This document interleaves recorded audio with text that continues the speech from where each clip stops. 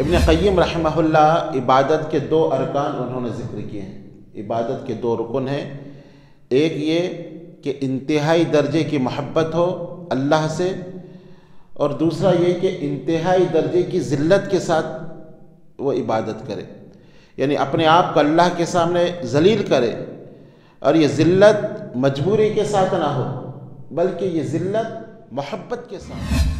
اور ابن قیم رحمہ اللہ نے عبادت کی ایک تعریف نقل کی ہے اپنے استاد ابن تیمیہ رحمہ اللہ سے، فرماتے ہیں العبادت اسم جامع لکل ما یحبہ اللہ ویرضاہ من الاقوال والاعمال الظاہرہ والباطنہ۔ بسم اللہ الرحمن الرحیم، الحمد للہ رب العالمین والصلاة والسلام علی رسولہ الکریم، اما بعد۔ اللہ تعالیٰ کے فضل و کرم اور اس کی توفیق سے سورہ فاتحہ کی تفسیر چل رہی ہے، اور اس کی 5ویں آیت ایاک نعبد و ایاک نستعین پر ہم مسلسل گفتگو کر رہے ہیں۔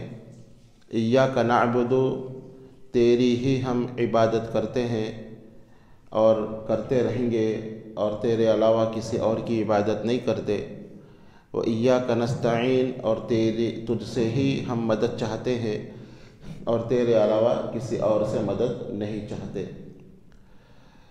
تو جب ہم نے یہ اللہ سے عہد کیا کہ ہم تیری ہی عبادت کرتے ہیں، تو اب یہ جاننے کی کوشش کرتے ہیں کہ عبادت کس کو کہتے ہیں، عبادت کیا ہے۔ عربی میں عبادت کا مادہ عبدہ سے ہے، عین باد عبدہ، اور عربی زبان میں یہ عبد غلام کو کہا جاتا ہے، اس لیے کہ غلام اپنے مالک کے سامنے عاجزی اختیار کرتا ہے تو غلام کو عبد کہا جاتا ہے۔ اور اسی طرح معبد الطریق عربی زبان میں ایسے راستے کو کہا جاتا ہے جو پیروں سے زیادہ روندا جائے، یعنی وہ راستہ جو زیادہ سے زیادہ جس کو پیروں سے روندا جاتا ہے اس کو طریق المعبدہ کہا جاتا ہے۔ اور ایسے اونٹ کو بھی بیر المعبدہ کہا جاتا ہے جس سے زیادہ کام لیا جائے، زیادہ سواری کر کر کے جس کو تھکایا جائے اور زیادہ جس کو ذلیل کیا جائے اس کو بھی بیر المعبدہ کہتے ہیں۔ تو عبادت کے معنی یہ ہیں کہ انتہائی درجے کی ذلت کے ساتھ آدمی اپنے خالق و مالک کے سامنے جھکے، اللہ کے سامنے انتہائی درجے کی ذلت کو وہ اختیار کرے۔ ابن قیم رحمہ اللہ عبادت کے دو ارکان انہوں نے ذکر کیے ہیں، عبادت کے دو رکن ہیں، ایک یہ کہ انتہائی درجے کی محبت ہو اللہ سے، اور دوسرا یہ کہ انتہائی درجے کی ذلت کے ساتھ وہ عبادت کرے، یعنی اپنے آپ کو اللہ کے سامنے ذلیل کرے، اور یہ ذلت مجبوری کے ساتھ نہ ہو بلکہ یہ ذلت محبت کے ساتھ ہو۔ انتہائی درجے کی آدمی کو محبت ہو جب وہ اللہ کی عبادت کرنا چاہے، محبت کے ساتھ اپنے آپ کو ذلیل کرے اور اپنے آپ کے اندر عاجزی پیدا کرے، اللہ کے سامنے انکساری ہو، تواضع ہو، وہ عبادت کہتے ہیں۔ اسی لیے نبی اکرم صلی اللہ علیہ وسلم نے فرمایا جعلت قرۃ عین بالصلاۃ، کہ نماز میری آنکھوں کی ٹھنڈک ہے۔ اور آپ صلی اللہ علیہ وسلم بلال رضی اللہ عنہ سے کہا کرتے تھے اے بلال نماز کے ذریعے ہمیں ٹھنڈک پہنچاؤ۔ تو آدمی نماز پڑھ رہا ہو تو ایک تو محبت ہو اس سے، اس عبادت کے ساتھ، وہ جبراً نماز نہ پڑھے، جبراً عبادت نہ کرے۔ ایک آدمی نماز کو آ رہا ہے سستی کے ساتھ، اس کا دل نہیں چاہتا، بس پڑھنا ہے، وقت ہو گیا، ایک ڈیوٹی کی طرح ادا کرنا ہے، جانا ہے، اگر نہیں دیں گے تو لوگ کیا کہیں گے، سستی کے ساتھ آ کر پڑھتا ہے، تو یہ عبادت نہیں ہے۔ عبادت سستی کے ساتھ نہیں ہوتی، عبادت محبت کے ساتھ ہوتی ہے۔ عبادت میں ایک تو محبت ہو اور ایک اللہ کے سامنے عاجزی ہو۔ آپ کوئی بھی عبادت کر رہے ہو، نماز، روزہ، زکوٰۃ، یہ مجبوراً نہ کرے۔ آپ صدقہ دے رہے ہیں تو مجبور نہ ہو کہ چلو دینا پڑے گا، لوگ دے رہے ہیں، میں نہ دوں گا تو لوگ کہیں گے اتنا کماتا ہے دیتا نہیں ہے، لوگوں کے طعنے سننے پڑیں گے، یہ مجبوری نہ ہو بلکہ دل کی خوشی کے ساتھ، انتہائی درجے کی خوشی ہو اور انتہائی درجے کی اللہ کے سامنے عاجزی ہو۔ یہ عبادت کے 2 رکن ابن قیم رحمہ اللہ نے ذکر کیا ہے۔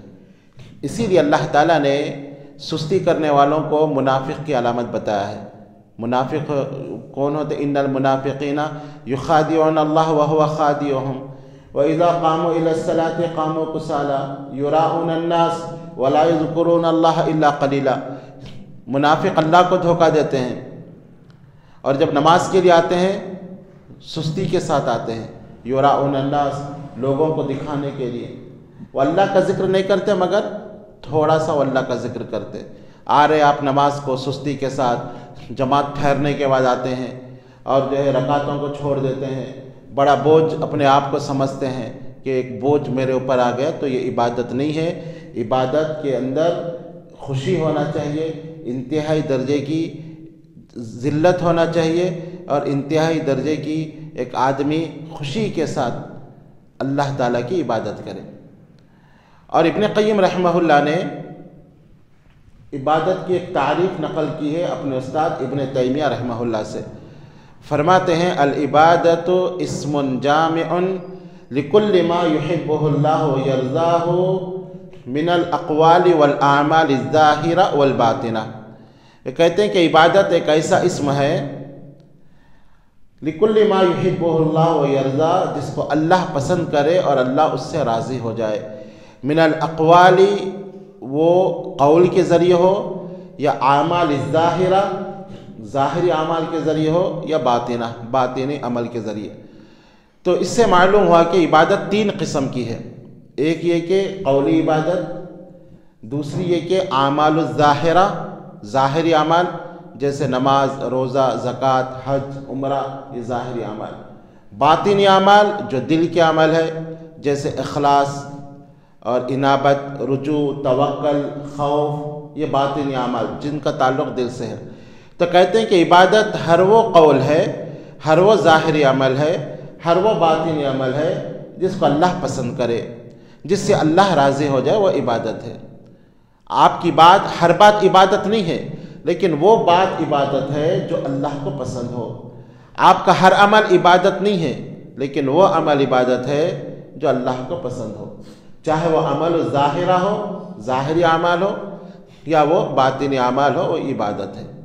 تو یہ بہت جامع تعریف ابن تیمیہ رحمہ اللہ نے کی ہے کہ آپ کی بات عبادت اس وقت ہے جب یہ بات اللہ کو پسند ہو، اللہ اس سے راضی ہو، اور آپ کا عمل عبادت اس وقت ہے جب یہ عمل اللہ کو پسند ہو۔ تو ہم کو کیسے پتہ چلے گا کہ ہماری بات اللہ کو پسند ہے یا ہمارا عمل اللہ کو پسند ہے؟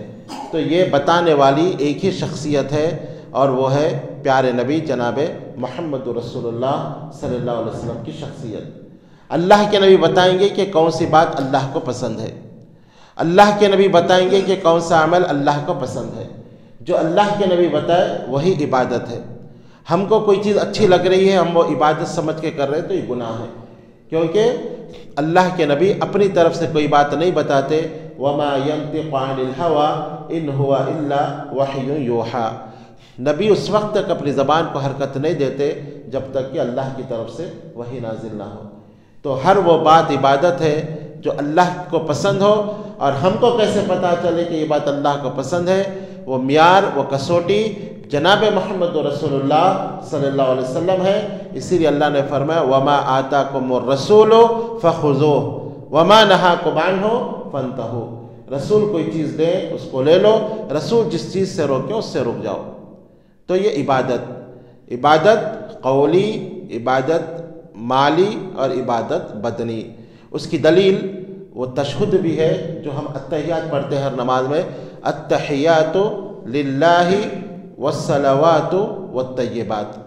التحیات کے معنی قولی عبادت، میری تمام قولی عبادتیں للہ، اللہ کے لیے ہے، والصلوات، اور میری بدنی عبادت، والطیبات، اور میری مالی عبادت۔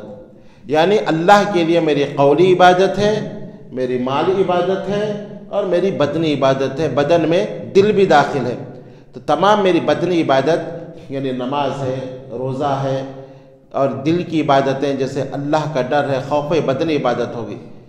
قولی عبادت کیا ہے؟ کسی کو اچھی بات کرنا ہے، اللہ کا ذکر ہے، یہ قولی عبادت ہے۔ دعائیں پڑھنا ہے، یہ قولی عبادت ہے۔ جو دعائیں سکھائی گئی ہیں آپ پڑھتے رہیں، یہ قولی عبادت ہے۔